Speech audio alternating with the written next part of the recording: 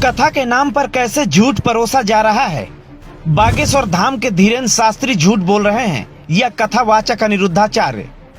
वैसे तो भारत में हिंदू धर्म में कथा का विशेष महत्व है और कथावाचक किसी भगवान से कम नहीं पूजा जाता, लेकिन आजकल ज्यादातर लोगों ने धर्म का व्यवसायीकरण कर दिया है। झूठ बोलने और झूठ परोसने के बावजूद भी हम उनके झांसे में आ जाते हैं और भक्त बन जाते हैं। अभी हाल ही में दो प्रसिद्ध कथावाचकों ने एक ही विषय पर बयान दिया है। एक कथावाचक अनिरुद्धाचार्य और दूसरे कथावाचक बागेश्वर धाम के धीरेन्द्र शास्त्री। दोनों से उनके भक्तों ने जब सवाल लहसुन प्याज पर पूछा तो दोनों के उत्तर सुनिए और मनन करिए।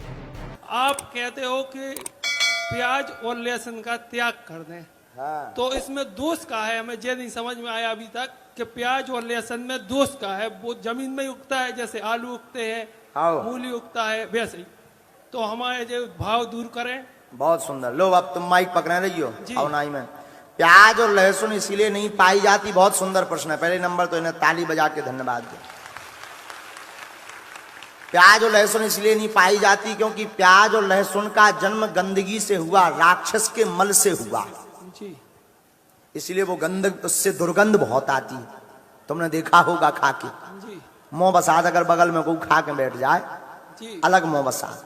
तो देवता अगर आना भी चाहें तो दुर्गंध के कारण देवता आ नहीं पाते हैं। हनुमान जी की कृपा हो नहीं पाती है क्योंकि वो राक्षस के मल से प्रकट हुई है, इसलिए प्याज और लहसुन खाना परिचित है जी। अब विचित्र प्रश्न समाधान हो गया जी। You sit down. ये जो लहसुन प्याज की उत्पत्ति है, जब समुद्र मंथन हुआ और उसमें अमृत निकला तो अमृत को देवताओं ने पिया। मोहिनी भगवान बांट रहे थे, नारायण मोहिनी बनकर बांट रहे थे अमृत। एक राक्षस ने अमृत को पी लिया धोखे से, नाम था राहु। वो देवताओं का रूप बनाया और अमृत को देवताओं के बीच में खड़ा होकर पी लिया। अब जब भगवान को पता चला कि इसने अमृत पिया तो तुरंत उसने अमृत पिया था कि कुछ बूंद अंदर गई, कुछ दो बूंद उसके मुंह पे थी और भगवान ने सुदर्शन से उसका सिर काट दिया।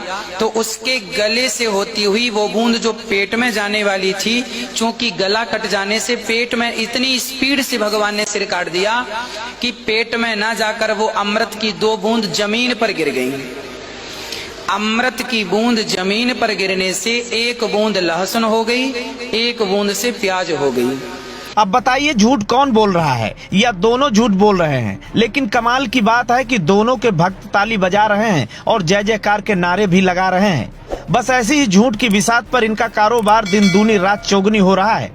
बागेश्वर धाम के धीरेन्द्र शास्त्री बिना कहे और बिना सुने अपने यहाँ भक्तों के मन की बात जान लेते हैं और इसीलिए वो प्रसिद्ध हैं। पिछले 1 साल में इनकी प्रसिद्धि में बेतहाशा वृद्धि हुई है। धीरेन्द्र शास्त्री जाति से ब्राह्मण हैं। दूसरे अनिरुद्धाचार्य मध्य प्रदेश के रहने वाले हैं। हाल ही में एक बच्चे ने इनसे एक सवाल पूछा था कि सबसे पहले सूर्य कहाँ निकलता है, जिसका जवाब जिस तरह से इन्होंने दिया था उसमें ये बखूबी ट्रोल हुए थे। लेकिन इस बार लहसुन प्याज पर जो ज्ञान इन्होंने झाड़ा है, एक बार फिर से इनकी फजीहत होना तय है। Bureau report, Ashok Kumar, INF, Uttar Pradesh.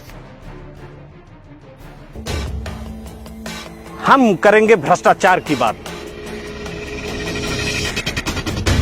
हम करेंगे अपराध की बात, हम करेंगे यूपी की बात, हम करेंगे यूपी के हर मुद्दे की बात।